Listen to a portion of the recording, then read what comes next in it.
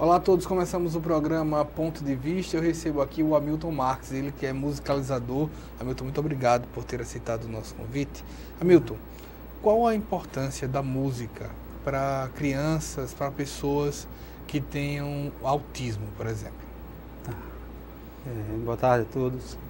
Então, a música em si, ela tem uma importância, ela é fundamental para o desenvolvimento de várias habilidades, tanto para crianças típicas como crianças neuroatípicas.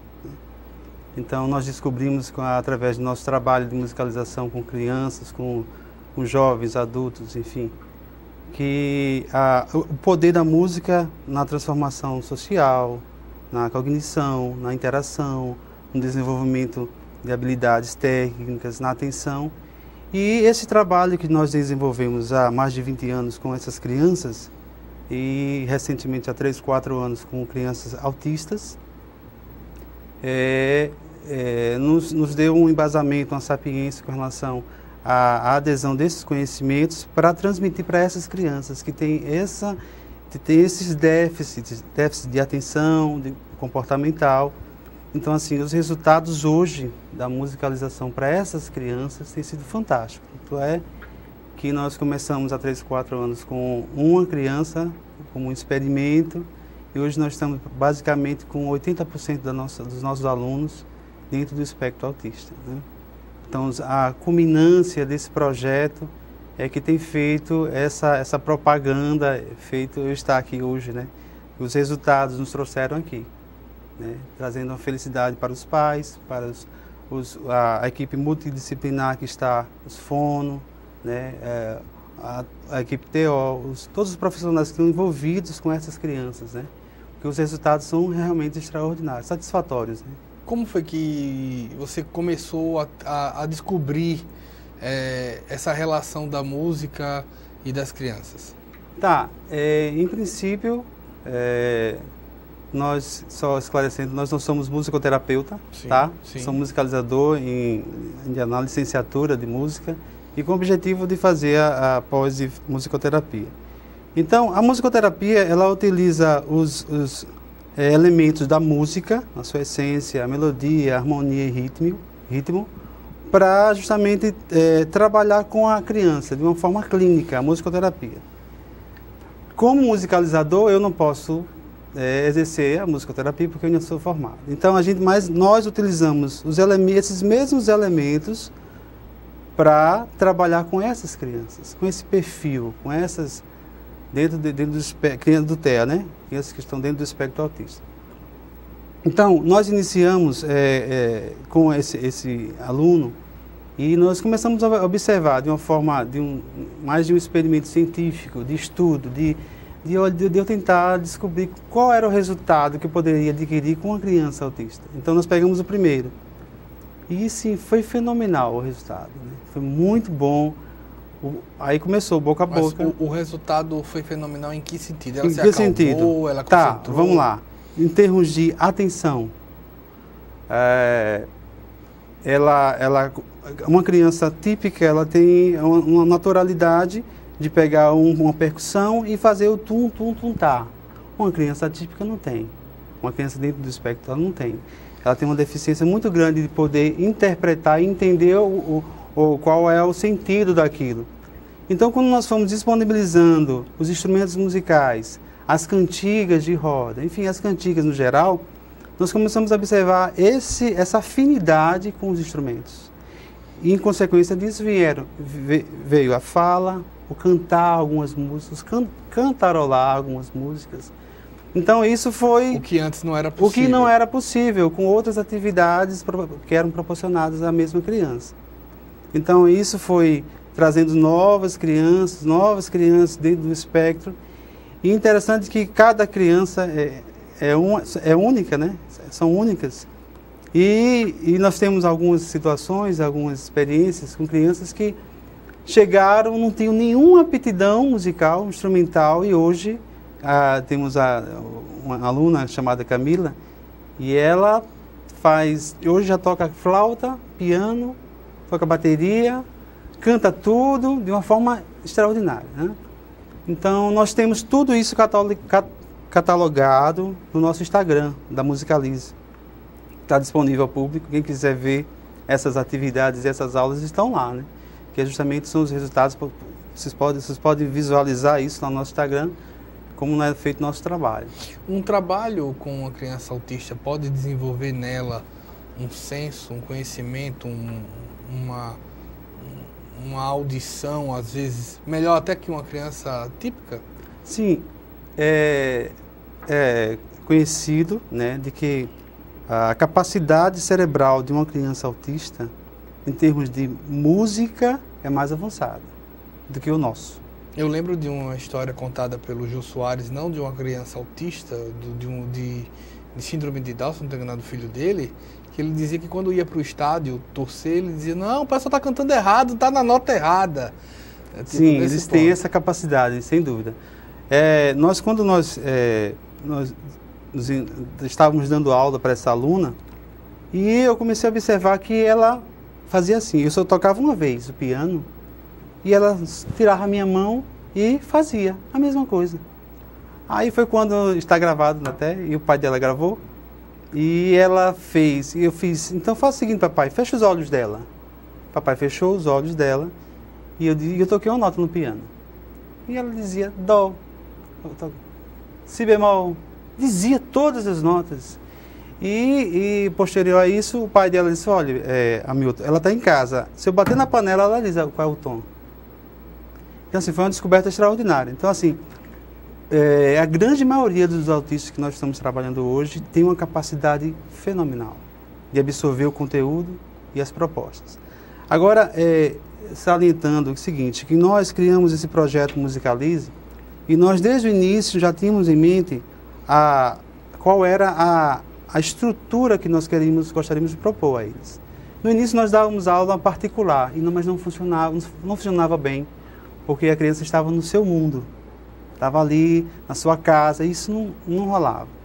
Então nós criamos a Musicalize e nós temos hoje uma sala branca, que é uma sala sem nada, onde nós fazemos atividades pedagógicas por demanda. Temos um estúdio grande com bateria e microfone, temos sala de piano, temos sala de dança. Então hoje nós conseguimos extrair a musicalidade dessas crianças num contexto mais abrangente. Nós não ficamos apenas no dar aula, porque não funciona. Se eu pegar uma criança autista e dizer assim, olha, eu vou te ensinar só o piano, é pouco para eles, porque a capacidade deles vai além. Então, na Musicalize, eles aprendem um pouco do instrumento, do que eles têm essa afinidade, por exemplo. Eu tenho crianças que gostam mais de piano, eu tenho crianças que gostam mais de violão, ukulele, bateria, percussão, então eles ficam flutuando ali. E atendemos também a questão da demanda que essas crianças têm. Por exemplo, o pai chega na Musicalize e diz assim, olha, professor, ele não é verbal, que é uma característica muito deles, né? A questão da fala, da comunicação, da interação. Então a gente trabalha essa demanda, por exemplo. Nós musicalizamos tudo, números, animais, cores, figuras, para que eles, através das imagens, dos números e tudo, eles consigam cantar e entender o significado das coisas, entendeu? Então nós trabalhamos a dança, nós fazemos dance, temos a sala com espelho, que eles adoram espelho, se olhar no espelho. Então eles fazem a dança, eles percebem o corpo, cabeça, ombro, joelho e pé. Então tudo isso desenvolve de uma forma mais abrangente do que o normal, que é essa nossa proposta. Quando se fala de criança com espectro autista, de aspecto autista, a gente pode dizer que tem vários níveis. Sim. Dá para trabalhar a música com todos eles? Tentamos, né? Tentamos. Nós temos Asperger, nós temos autistas leves, outros em níveis, um nível mais elevado, não verbais com 9 anos, por exemplo, não verbais. Então, assim, a gente tem um foco com esses alunos. Até ontem nós estávamos conversando com o papai, com a mamãe dessas crianças, dizendo o seguinte, olha, nós completamos aí um período, um ciclo de 4 meses e passamos para ele qual era o feedback desse período, né? Algumas a gente tem resultados imediatos, alguns não. Então é um trabalho paulatino, de paciência, não é? Por exemplo, esse aluno de 4 meses que só veio mostrar um resultado no final, nos últimos dias. Por exemplo, o estímulo à bateria, tocar bateria. Desde o início não tinha. Quando foi nas últimas aulas, ele simplesmente sentou e por alguns instantes tocou sozinho, sentindo a música, sabe, em sincronismo com a gente na hora. E a gente olha, isso é um avanço. São pequenos tijolinhos que nós vamos, na vida deles é assim, né? Eu perguntei até pelos níveis, Hamilton, porque eu fiz uma entrevista em 2016 com uma família que tinha uma moça de 12 anos com espectro autista. E assim, eu vou lhe dizer, ela não parava enquanto estava acordada. Assim, da hora que ela acordava, a hora que ela ia dormir, a família relatava, e a gente pôde presenciar na casa dela, uma agitação sem tamanho. E a dúvida que fica, ela diz, olha, ela se acalma com a ecoterapia. Aí a minha dúvida, se acalmaria com uma música? Tá, como eu te falei, cada criança é uma, né? São únicas, únicas. Então, assim, algumas não vão ter essa, como é que se diz? Conexão com a música. Como você disse, pode ser a eco, pode ser um futebol, pode ser outra. Mas no geral sim.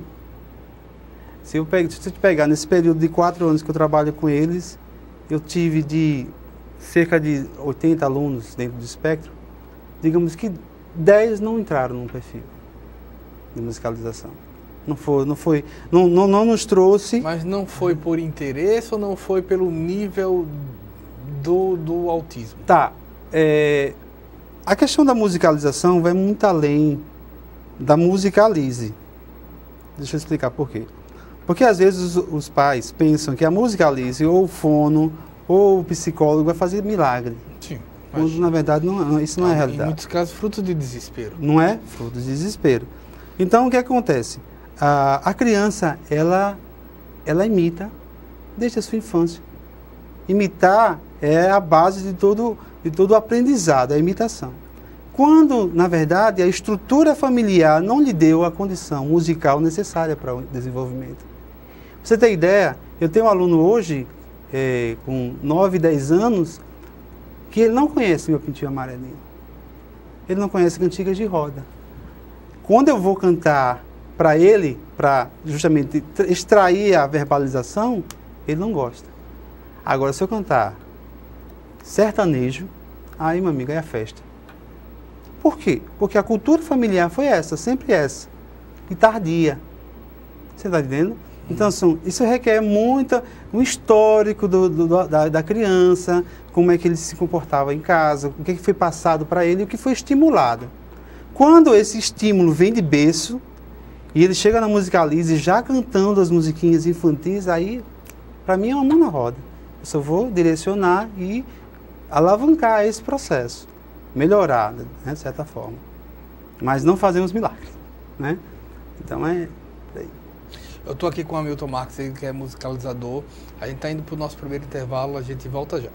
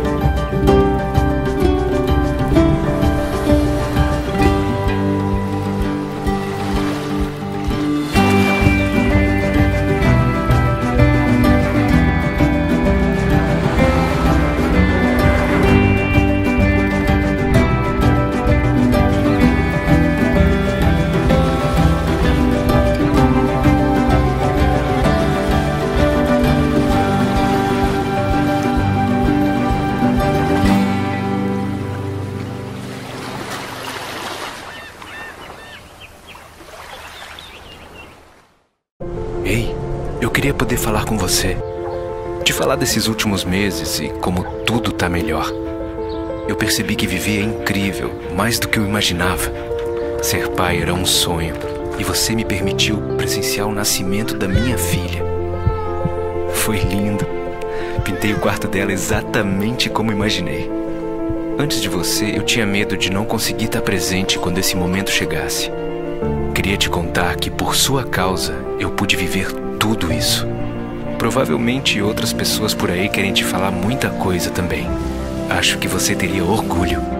Não só por mim, mas por ter feito algo tão nobre por pessoas que nunca viu. Eu só queria dizer obrigado. Obrigado por me dar mais tempo com a minha família. Obrigado pela sua doação de sangue. Doe sangue regularmente. Tem sempre alguém precisando de você. Procure o Hemocentro mais próximo e seja um doador.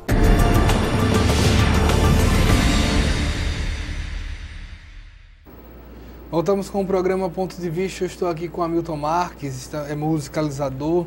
Tem idade, Hamilton, para começar um trabalho de música com crianças com espectro autista?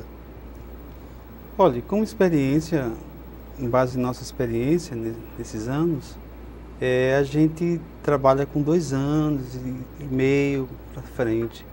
A gente está O que é trabalhado já de início? Tá, em princípio é o contato com os instrumentos musicais, tá? Então a gente investe muito em uma gama de instrumentos musicais e sonoridades para que eles tenham essa percepção, tanto no contato físico como no contato sonoro com esses instrumentos. Quando se pensa em instrumentos, exemplo, você falou 2 anos de idade, existe cada instrumento um processo? Exemplo, o violão já pode ser inserido de cara, uma flauta. Existem instrumentos iniciais, instrumentos intermediários? Para o autismo, não, tá? Eu digo assim, em princípio, depende muito, de cada caso é um caso e depende muito da idade e a capacidade que a criança tem, o feedback que ela dá no momento da aula. Eu imagino que em termos de gasto de energia, que muitas vezes envolve gasto de energia, uma bateria seja fácil, né? Sim, é o que eles mais procuram. Quando chegam no estúdio, a primeira coisa que eles querem é gastar essa energia na bateria, né? É interessante. Então, assim, como eu falei, nós pegamos uma criança típica, ela vai pegar o violão, nós vamos dizer, segura assim, bota uma corda aqui, as cordas são essas, ele vai tocar. Já uma criança dentro do espectro autismo, ele não vai entender dessa forma. E a gente não impõe isso de forma alguma. A gente simplesmente, trabalha numa questão mais improvisacional. Nós expomos, esperamos o retorno. Então, eles vão guiando, norteando a aula. Entendeu? Então, assim, se ele pega no violão e começa a fazer blém, aí é a porta de entrada para a gente começar a trabalhar um blém. Por quê? Porque essa cordinha faz dessa forma, produz esse som. Se ele começa a batucar um pandeiro, a gente chega junto com outro instrumento e começa a tocar junto. Mas isso sempre tentando incrementar com a música. Porque, ao mesmo tempo que ele está tocando, nós colocamos uma música de fundo para que ele assimile e trabalhe o processo também verbal, de cantar. Então, uma coisa vai puxando a outra e eles vão conduzindo a aula, né, no momento da sua musicalização, né? Quando se começa um trabalho de instrumentos, imagino que se crie um processo de metas para cada um. Você falou, cada criança tem um. O quanto, você falou também do dentro de casa, o quanto a vontade dos pais de que isso prossiga faz diferença nessa manutenção da música na vida deles? Total importância. Não fosse os pais que primeiro que acreditam na musicalização, por Há verem... quem não acredite? Não, até agora eu nunca conheci ninguém que dissesse, não, a música não vai servir. Porque o resultado é visto no dia, né? O resultado é visto no dia. E é visto também a nossa proposta. Nós já estamos no terceiro, e estamos indo para o 4º recital, Musicalize. É o nosso tema, Meu Momento, Minha Música. Olha, o recital do ano passado foi no Arte Paz de Sara, e com a presença deles, nós fizemos uma neurodiversidade no nosso recital. Crianças típicas e atípicas tocando juntas. Olha, foi um sucesso tremendo. E lá os pais puderam ver a culminância desse projeto. Porque assim, eu não sei particularmente, eu, Hamilton, trabalhar sem foco, sem objetivo. Tá, eu estou musicalizando para quê?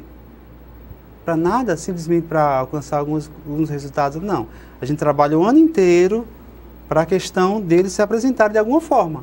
Cantando, tocando.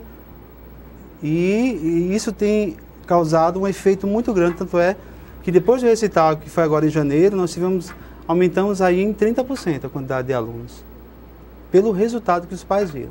E não só a questão do autismo, nós tínhamos um desejo antigo de ter crianças com síndrome de Down, e chegou o nosso primeiro aluno, Pietro, lindo, muito inteligente, está vendo o segundo agora, com síndrome de Down. Nós trabalhamos com crianças com apraxia, que tem esse distúrbio na fala, então a gente ajuda, né, nós ajudamos juntamente com a equipe do disciplinar como fono, nesse trabalho aí. Então a culminância do nosso projeto é o recital todos os anos para mostrar o nosso trabalho. Tem ritmo que agrada mais? Ritmo que agrada mais? Eu vou dizer, lá em casa, por exemplo, se você botar uma música clássica, não vai ter plateia, não. Tá. Agora, se você botar um funk, é impressionante. Mas talvez para contrariar o pai. Aí foi faz uma isso. zoada. Não, o pai faz o contrário. Mas sim, mas é a batida. Pode ser. Eu lembro, se me permite a pergunta em termos de musicalização de ritmo, é que eu lembro que tipo nunca tocou funk em casa, um dia o vizinho botou do outro lado, a dança começou. Digo, olha, tem coisas que você não controla. Não, tem coisas que não controlam. Porque a música é a única coisa que entra na nossa cabeça, sem que a gente permita ou não. Isso. Você está aqui, você está fazendo alguma coisa... Você lê o livro que quiser, a música não. Você está aqui, a música entrou. Eita, que música horrível. Daqui a pouco você está lá, seu cérebro você está cantando a música involuntariamente. Então, é isso. Então, acontece dessa percepção minha, sua, são individualizados, cada um tem a sua percepção do mundo, do universo, e não vai ser diferente com a música. Então, cada um traz consigo o seu gosto pessoal, né? Seu filho gostou do funk, você gosta de outro. Agora, a questão fundamental desse processo de aprendizado é a influência. Qual a influência do pai? Eu falo isso porque chegou uma criancinha de 3 anos e meio. Eu fiquei, assim, maravilhado, que ela chegou, a mãe chegou, primeiro dia de aula, e eu fui cantar, fazer musicalização, cantiga de roda, né? Atirei o pau no gado e tal. Ela olhou para mim e fez: tio, eu queria Tom Jobim. Aí eu disse: mamãe? Ela disse: professor, infelizmente ela só quer MPB. 3 anos e meio. Eu tive que fazer todo um repertório voltado para ela, de MPB, de Tom Jobim, de Caetano Veloso, e ela foi, levou, cantou, tocou de uma forma extraordinária. Então, realmente é questão da influência, é o que o pai ouve em casa, é o que o pai e a mãe ouvem no carro. Geralmente é assim, eles chegam cantando o que os pais cantam. Qual a dica que você dá para todos os pais de crianças autistas e de outras neuroatípicas, né, nesse sentido, sobre música, e principalmente aqueles que ainda não levaram seus filhos para uma musicalização? Tá, a dica é um conselho: acreditem na música. A música tem um poder imensurável. Não importa a idade, cor, distinção, não importa nada. Ela tem um poder de transformar as pessoas. Não será diferente com crianças típicas, com Down. Não. A música ela tem esse poder universal de socializar, de unir, de comunicar, de trazer ritmo, melodia, harmonia, de influenciar, de ser um objeto influenciador para as demandas da vida. No caso de autismo, dessas demandas de questão de comunicação, de socialização, como nós falamos, e principalmente da fala. Cantar música extrai demais da criança, puxa a criança para o canto. É por isso que nós estamos focados nesse trabalho, realizando esse trabalho cada vez mais empenhados em dar o melhor, em crescer, em termos de estrutura, de parcerias e desenvolvimento das nossas crianças. Hamilton Marques, musicalizador, muito obrigado, viu? Por nada. A gente vai para um breve intervalo, na volta a gente fala com a doutora Fabiana. A gente volta já.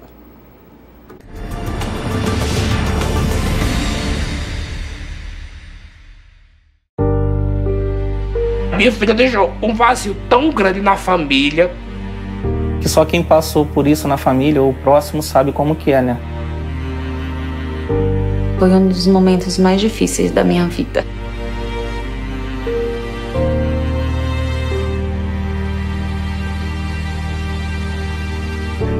Minha filha não era doente, muito saudável, nunca foi doente. E pelo mosquito minha filha se foi. Ele não conseguia mais trabalhar por causa das dores e em cima da cama. A renda que sustentava a casa dele com a minha mãe, essa renda parou, né? Mas assim, ela ainda não anda, ela não senta, ela não fala. Eu, graças a Deus, ainda tenho a minha filha comigo. O perigo é para todos, o combate também. Faça a sua parte. Com ações simples, podemos combater o mosquito. Ministério da Saúde, Governo Federal.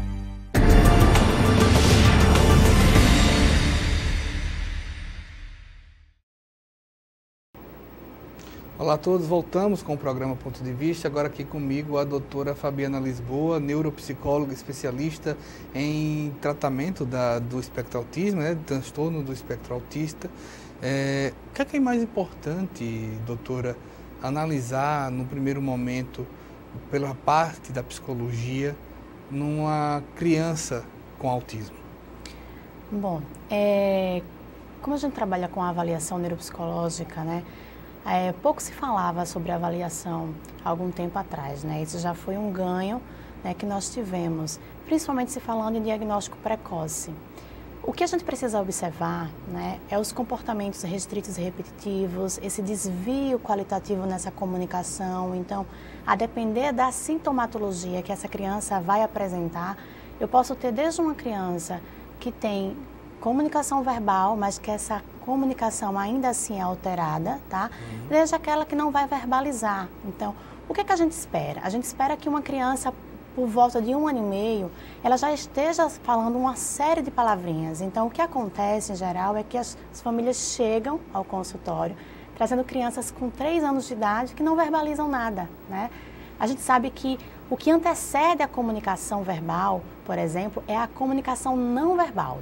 Então, apontar para pedir alguma coisa. O bebê, quando ele é muito pequenininho, ele estende os bracinhos para poder ser, né, para a mãe pegar, né? Ele olha para você, ele sorri. Quando você faz gracinha para ele, ele se esconde, né? Então, de certa forma, a comunicação não verbal, ela já é presente. Então, as crianças com TEA, elas começam a apresentar déficit, desvios nessa comunicação, na qualidade dessa comunicação, principalmente na comunicação não verbal. Então, é a falta do contato visual. Mas já dá, né, para perceber que uma criança tem espectro autista já nos primeiros meses? Então, os estudos hoje já apontam, né, que é possível sim a gente fechar um diagnóstico por volta dos 18 meses, tá? E essa é a nossa luta hoje em dia. Hoje, a luta dos especialistas é que esse diagnóstico realmente ele seja precoce, porque a gente já entende que quanto mais rápido esse diagnóstico acontecer, melhor prognóstico futuro essa criança vai ter. Então, vamos pensar de uma forma bem prática. Você, adulto, começa a estudar uma nova língua. Você tem muito mais dificuldade do que uma criança. Por quê? A gente está falando de plasticidade neuronal.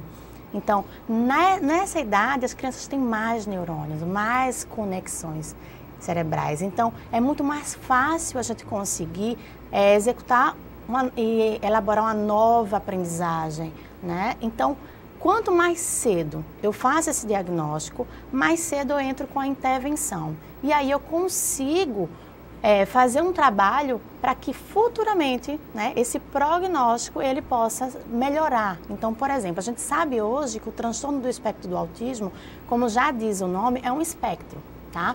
Por isso a dificuldade nesse diagnóstico, porque as pessoas hoje falam autismos, nós temos várias situações.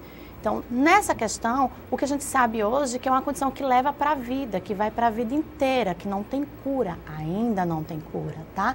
Mas que se for bem trabalhado e precocemente, a gente consegue ter um melhor prognóstico de vida. Qualidade de vida mesmo? Qualidade de vida. Então, eu posso pegar uma criança que hoje, numa avaliação, faz um marcador de autismo grave e depois das intervenções, ele andar nessa régua sintomatológica e sair do autismo grave para um autismo moderado.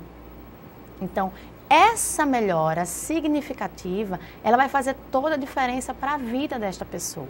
Por isso que é tão importante o diagnóstico precoce e por isso que hoje se fala muito em avaliação neuropsicológica, avaliação psicodiagnóstica, que antigamente não se falava tanto. Por quê? Porque era muito mais difícil encontrar esses marcadores, né? A tríade comportamental do autismo, né, a gente já sabe lá desde os manuais classificatórios de doenças mentais. No DCM-5, que é a nova classificação, a gente modifica isso, a gente deixa de falar de tríade para falar de díade. Ou seja, a gente classifica como o boom do autismo a dificuldade na comunicação social, seja ela verbal ou não verbal. A gente está falando de troca, de relação associada a comportamentos. E essa troca, essa comunicação não verbal, a gente já consegue observar desde o bebê. O que define um autista?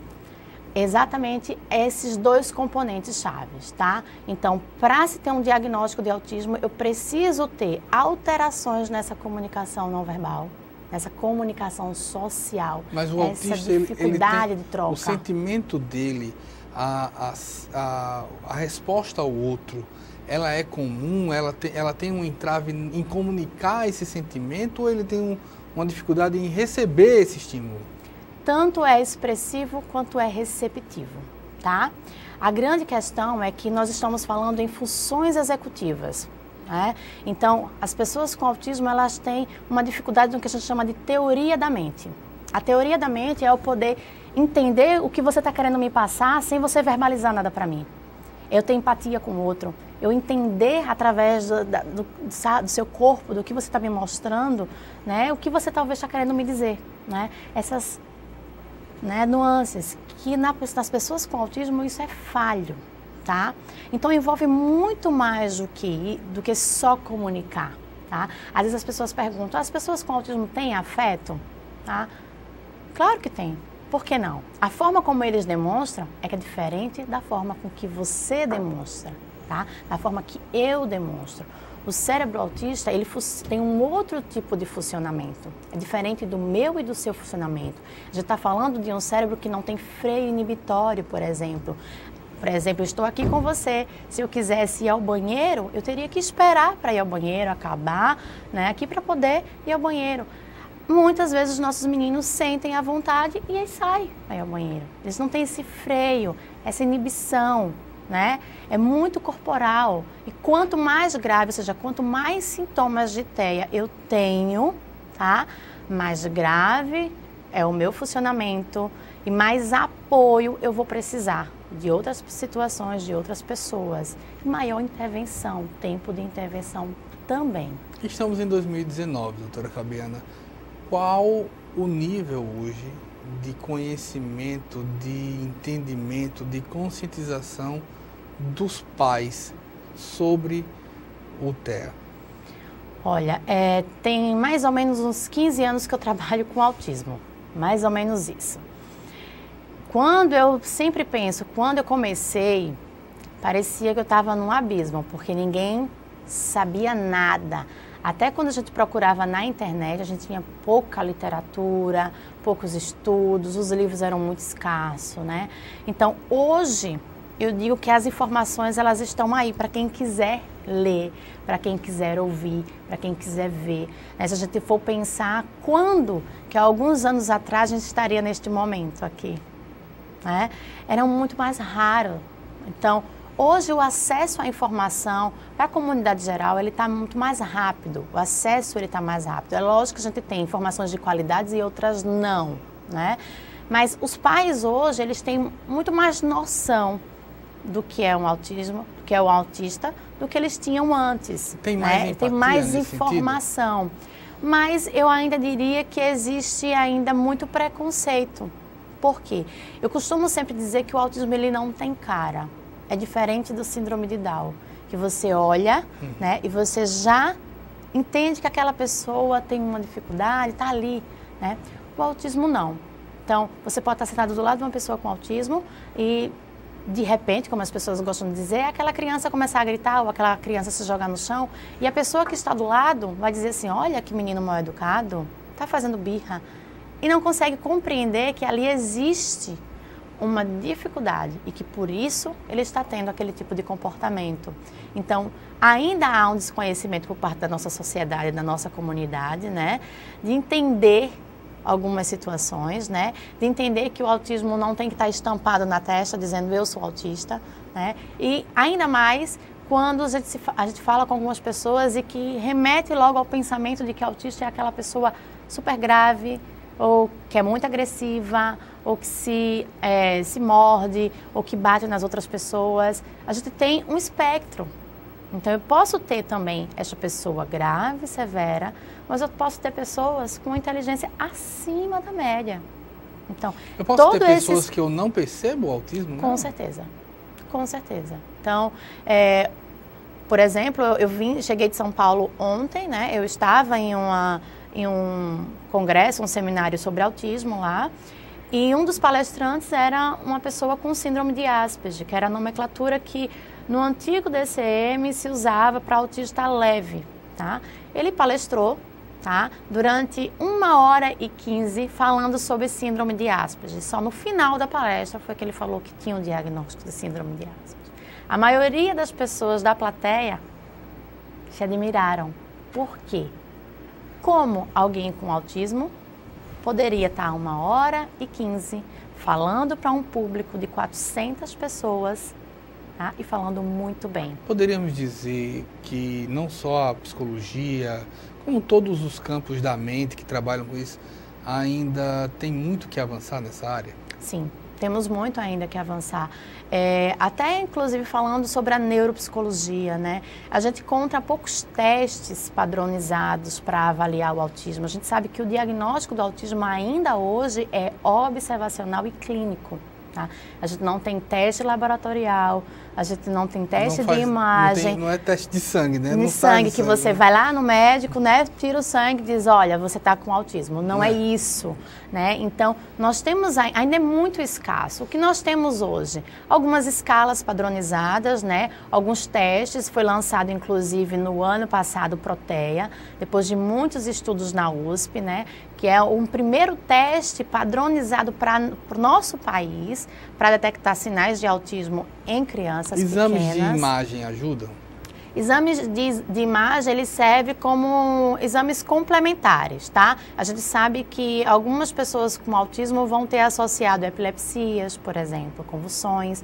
Então, ajuda nesse sentido. Não que o exame de imagem vai dar pra gente uma condição e dizer assim, olha, através disso aqui eu estou vendo que o teu filho tem autismo. A gente não consegue ver com esse tipo de imagem. Você citou a síndrome de Down. A síndrome de Down, além de ser perceptível visualmente, ela também é claramente identificada com teste genético. Exatamente. Se fosse a trissomia 21, né, mostra lá isso. Autismo é? Não. Genética não ajuda? Existe ainda muitas pesquisas com relação à etiologia, né? Qual é a causa do autismo? E talvez essa seja o nosso maior mistério. O desafio. É o nosso maior desafio, entender como uma criança nasce com autismo, né? Porque nasce. Ela não vem típica e logo depois ela vira autista. Nem ela desenvolve. Nem ela desenvolve um autismo ao longo da vida, não é isso. Ela já tem autismo, ela nasce com autismo. Essa é uma missão aí e os cientistas hoje apontam o fator genético como algo forte aí nesse pensamento da pessoa desenvolver o autismo. Já tem estudos que mostram. Se tem alguém na família com autismo, eu tenho 50%, às vezes 40% de chance de ter uma outra pessoa na mesma família com autismo. Eu vi certa vez, doutora, que até a idade em que começou a gestação pode influenciar. Então, alguns estudos falam de prematuridade como fator de risco, né? Algumas intercorrências durante o primeiro trimestre da gestação, mães que têm filhos sem tanto espaço de um para o outro, né? Condições ambientais, mas para isso eu tenho que ter já uma predisposição para desenvolver. Tem países com mais probabilidade, mais propensão do que outros? Hoje os Estados Unidos, né, em 2018, ano passado, né, foi feita uma pesquisa aí, lançou um dado que a cada 59 crianças, uma tem autismo. Então, um número bem maior. É muito grande. A gente não tem esse dado no Brasil. Por quê? E isso é uma das discussões que a gente vai trazer, inclusive aqui para a Assembleia, no dia 22, que vai ter uma audiência pública aqui falando sobre autismo, né? Falando sobre isso. Falta um censo para o nosso país, para descobrir não só quantas pessoas com deficiência tem, mas que deficiências são essas. Mas então, é uma subnotificação? É falta de avaliação? É falta de diagnóstico? Falta uma série de coisas. Na verdade, né? A gente avança em umas coisas, mas outras também precisam avançar. A gente fala hoje, qual é o primeiro contato de um bebê? É com o pediatra, não é assim? Sim. E o que é que acontece? O que é que na nossa realidade é visto? É que essas crianças só recebem o diagnóstico quando entram na vida escolar. Porque, em geral, é quando as escolas percebem que existe alguma coisa nesse desenvolvimento. Mas essa criança que chegou na escola só com 3 anos de idade já passou por uma série de consultas pediátricas. Há um desejo do Ministério da Saúde, da verdade, dos governos, de um prontuário médico que seja online, que permita essa contribuição. Inclusive, é lei já diagnóstico precoce. Para isso existe uma escala, um checklist chamado MCHAT, tá? Que é fácil da gente encontrar, com perguntas entre sim ou não e que faz um rastreio de sinais de autismo e que o pediatra pode aplicar em todas as famílias que chegam. Então, aplica-se o MCHAT e já diz, olha, existem sinais de autismo neste bebê. Então, eu encaminho para uma intervenção e para uma investigação. Mas, para isso, a gente precisa de órgãos fiscalizadores. Então, envolve uma série de situações. A lei já existe, mas quem fiscaliza essa lei? Antigamente, os pais, eles eram, pelo menos décadas atrás, é capaz de ainda existir, filhos autistas ou filhos com síndrome de Down eram relegados, eram deslocados para o fundo da casa. Eles não saíam, não sociabilizavam. Isso. Qual a importância de deixar o filho presente socialmente? Todas. Imagina, né? Isso que você falou, isso é extremamente forte. Né? A gente saiu de uma época em que as pessoas que tinham filhos com deficiência diziam-se que era o pecador. Então, para eu não mostrar o meu pecado à sociedade, eu escondia o meu pecado, o meu filho. Né? Nós passamos por uma série de situações históricas falando da pessoa com deficiência. Então, algumas pessoas perguntam assim, por que tem tanto autista hoje? Né? Por que aumentou tanto? A gente tem várias hipóteses e uma delas é o fato não só de hoje estar se diagnosticando melhor, como o fato das pessoas estarem colocando seus filhos na rua. Que antes era constrangedor. Isso, antes era constrangedor, antes a culpa de ter um filho autista era da mãe, né? Inclusive quando o Leo Kanner já identificou o autismo, nos seus primeiros estudos ele falava sobre as mães geladeiras, né? Então a culpa era dos pais. Então como é que eu vou dizer que eu tenho um filho autista? A culpa é minha, né? Então isso caiu por terra, eu imagino, né? Também que muitos deles, por não saber o que é, se diagnosticavam de formas diferentes. Isso, nós temos inclusive relatos de muitos adultos com diagnósticos de autismo hoje que foram diagnosticados com esquizofrenia, com deficiência intelectual, né? Com outro tipo de patologia que não o autismo, né? Porque não se tinha todo esse conhecimento. Mas o fato de levar essas pessoas à sociedade, ela é de extrema importância. Hoje nós falamos em inclusão escolar, né? A partir da lei de inclusão escolar, quando eu digo que aquela... Você tinha escolas especiais. Só para especiais. Exato. Então, a partir do momento que eu dou o direito àquela pessoa a estar convivendo com outras pessoas, eu estou dizendo que ela também pode, ela consegue. Então, eu só consigo fazer relação se eu tiver outra pessoa, eu não me relaciono com nada. E as pessoas também aprendem a conviver com uma certeza. pessoa. E esse é o grande ganho, né, de quando as pessoas falam em inclusão. A inclusão não é só para a pessoa que tem uma deficiência. A inclusão é para mim, a inclusão é para você, para todos nós, né? Porque todos nós somos diferentes, né? Eu não sou igual a você, você não é igual a mim. E aí a gente aprende a conviver com isso. E quando a gente tem essa oportunidade de conviver com as diferenças, com certeza a gente se torna uma pessoa melhor, né? Então todo mundo ganha com isso. Mas é claro, a gente tem muito ainda que caminhar. né? Se falando de inclusão, se falando de políticas públicas para pessoas com deficiência. Mas essa inclusão, além de escolas, ela deve se dar em todos os campos? Clubes, igrejas, eventos, todos os espaços você deve levar? Eu sempre digo que a maior inclusão, né, a maior barreira que a gente precisa vencer é a atitudinal, tá? A inclusão, ela não vem de fora para dentro, ela vem de dentro para fora. Se você não compreender o que é inclusão, a gente não consegue fazer inclusão, tá? Então, a primeira barreira que a gente precisa vencer é com a comunidade geral. Por isso que é importante um espaço como esse, a gente discutir, debater sobre o tema, a gente levar esse tema para a escola, levar para a televisão, levar para o rádio, fazer com que as pessoas compreendam o que é autismo. Porque quanto maior conhecimento, menor preconceito. E só assim a gente vai conseguir realmente fazer a inclusão. Eu estou aqui com a doutora Fabiana Lisboa, ela que é neuropsicóloga, especialista em transtorno do espectro de autista, né? Então a gente está indo para o nosso intervalo, a gente volta já.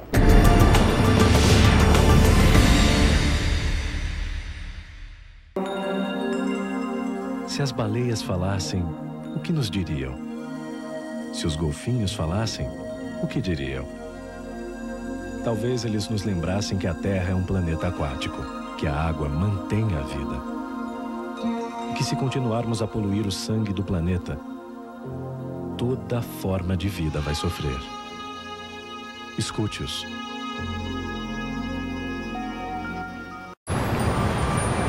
Quando fiquei sabendo que tinha tuberculose, imaginei, é o fim. Mas logo descobri, tuberculose tem cura. Se parar o tratamento, a doença pode voltar, mais forte. Família, amigos, profissionais de saúde, todos juntos contra a tuberculose. É bom saber que eu não estou sozinho. Em caso de tosse por mais de 3 semanas, procure uma unidade de saúde. Pode ser tuberculose e o tratamento precisa ser feito até o fim.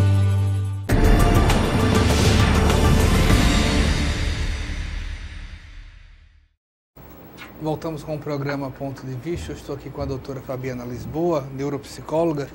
Os pais que têm filhos com autismo também têm que fazer terapia? Sim, eu digo que a comunidade geral precisa de terapia, né? É um autoconhecimento, é uma busca de um autoconhecimento. Eu acredito tanto nessa proposta que no Centro Unificado de Integração e Desenvolvimento do Autista, que é o CUIDA, que é o centro que eu coordeno, a gente atende 150 crianças atualmente. E nós realizamos psicoterapia para os pais também. E também terapia de grupos. Por quê? O que é que a gente entende? Imagina que ninguém está pronto para ter um filho com deficiência, né? Ninguém casa, né? Ninguém engravida, né? No caso a mulher, e pensa, eu estou gestando um filho com deficiência. Ninguém tem esse pensamento. Então, há todo um luto para ser trabalhado. Fora entender que eu vou ser mãe, eu já entro numa situação que ser mãe, existe toda uma readaptação, assim como ser pai, como ser avô, e de uma criança que foge, né, daquilo que se espera, do que a sociedade espera. Então, como ser mãe dessa criança? Como lidar? Do filho idealizado. Isso, é um luto do filho idealizado. Então, eu paro de imaginar tudo aquilo que eu pensei durante a minha gestação e até antes dela. E eu tenho que ressignificar, né, a minha visão como mãe, como pai, como família, porque eu tenho ali uma pessoa que, além do trabalho normal que a gente tem, das questões normais, do desenvolvimento da criança que eu tenho que administrar, o que fazer? Então, os pais relatam isso. Há um medo, né, da impotência, de não saber como lidar com essa criança, não saber lidar com essa pessoa, o medo de não saber como vai ser o futuro dessa pessoa, como as pessoas vão receber em sociedade. Então, elas precisam também ter alguém que a escute, fazer terapia, porque eu não tenho como cuidar de ninguém se eu também não estou bem. Quando se faz o trabalho de idealização, você falou de ressignificação, não há um momento de trocar o pneu com o carro andando? Porque eu imagino que ressignificar para qualquer pessoa, em qualquer situação, já não seja uma tarefa tão simples assim. Não mesmo. Pessoas com vidas completamente, não diria normais, porque normais parece um nome tão estranho, mas vamos dizer pacíficas, diante do que planejado, do roteirizado. Muitas vezes, se colocar na terapia, ela só sai quando morrer, né? Isso mesmo. Como fazer isso enquanto o processo está acontecendo? Olha, é algo muito, né, mas muito difícil. Mas é possível.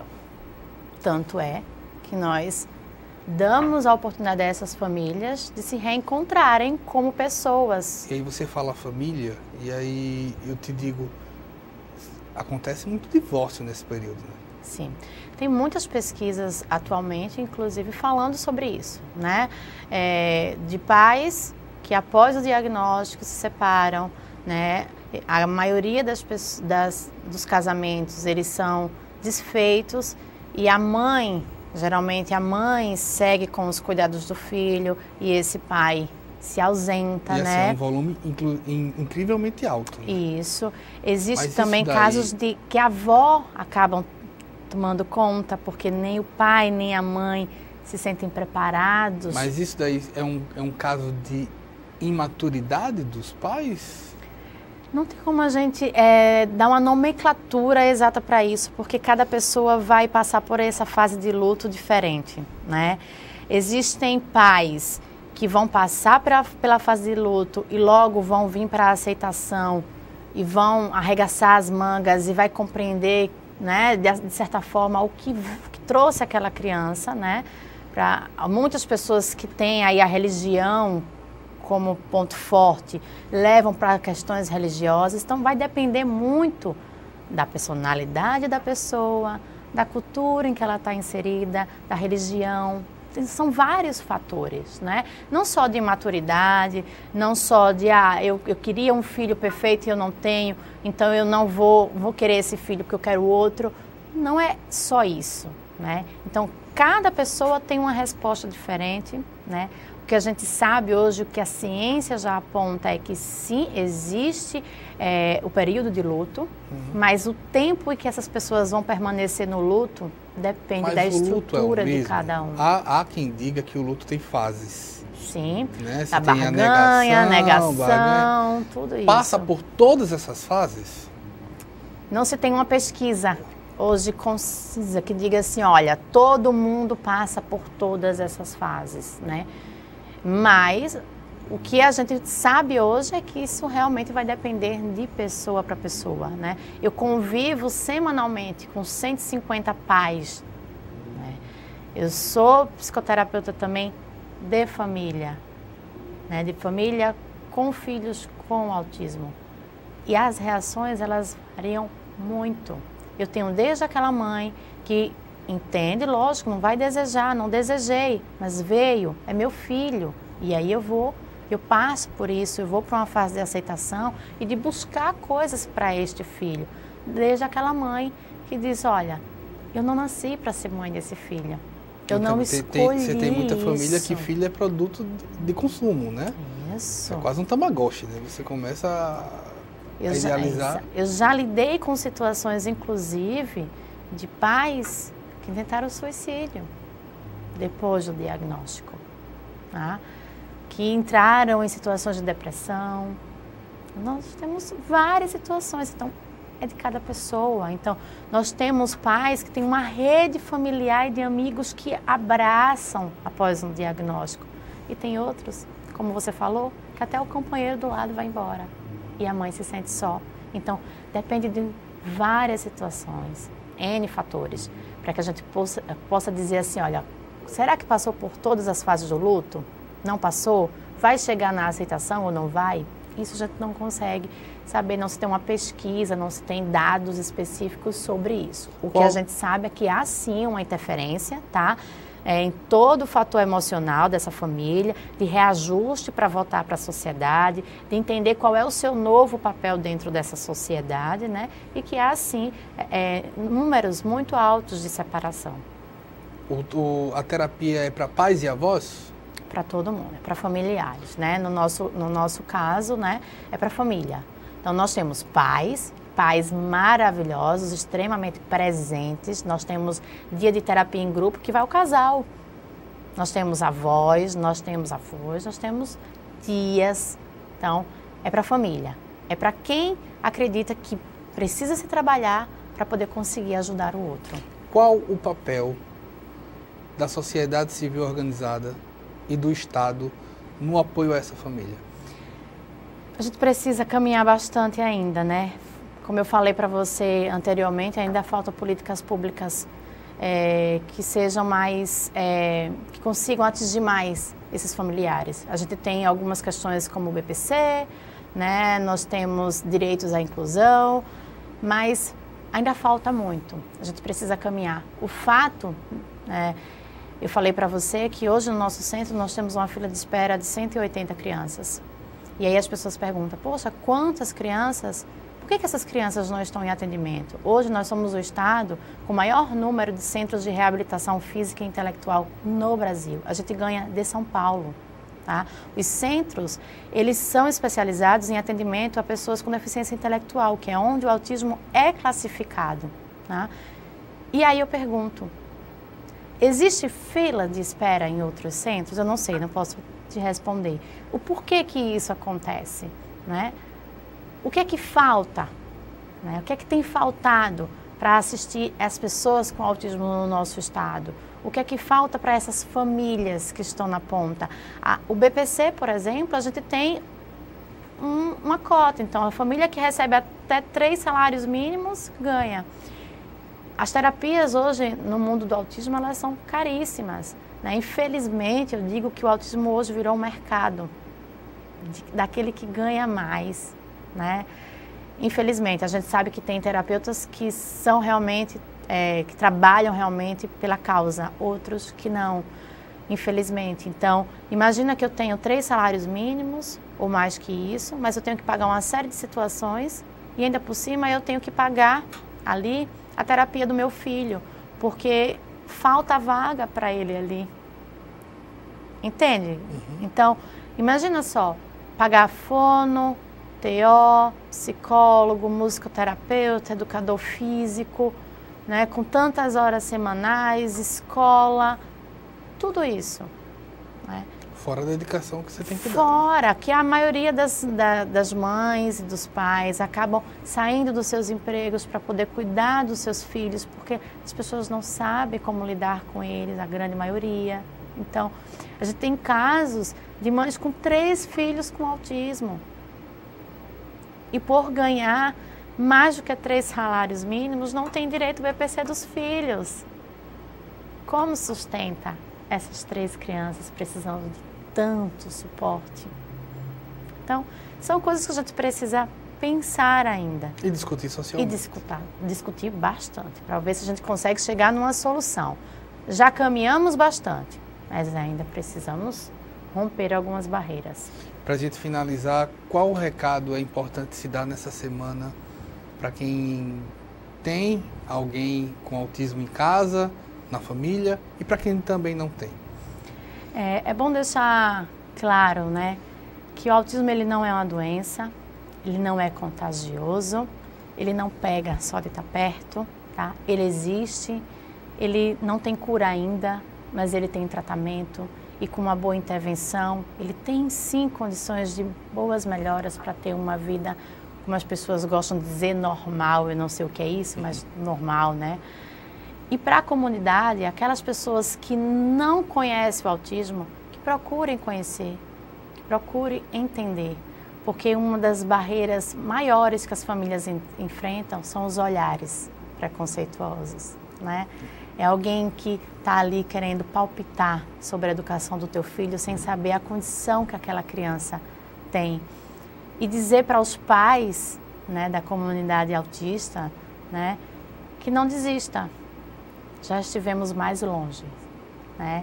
E é através da militância de famílias, né, da militância de pessoas que lutam pela causa que a gente tem conquistado os nossos espaços, né?